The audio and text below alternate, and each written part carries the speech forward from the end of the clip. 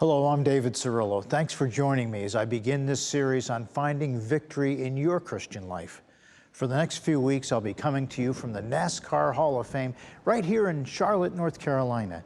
And if you're not familiar with NASCAR, it stands for the National Association for Stock Car Racing.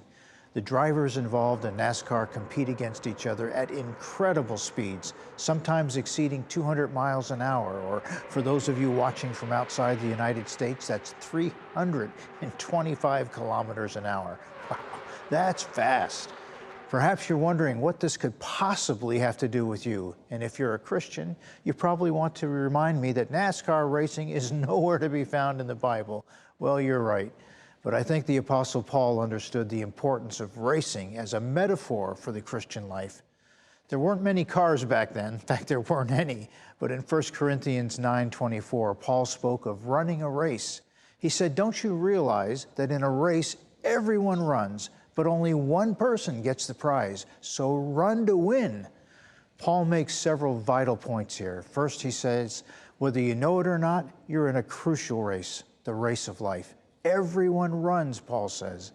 But his second point is that not everyone is successful in this race. Not everyone gets the prize at the end of their race.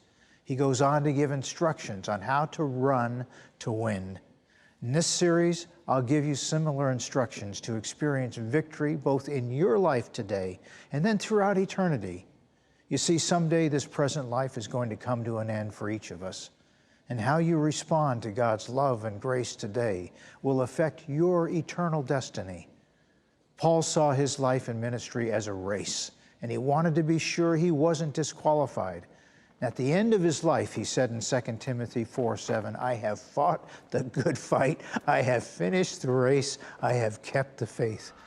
My friend, are you confident in where the race you're running is leading you? Are you confident crossing the finish line leads to a wonderful life with Him in heaven and for all eternity?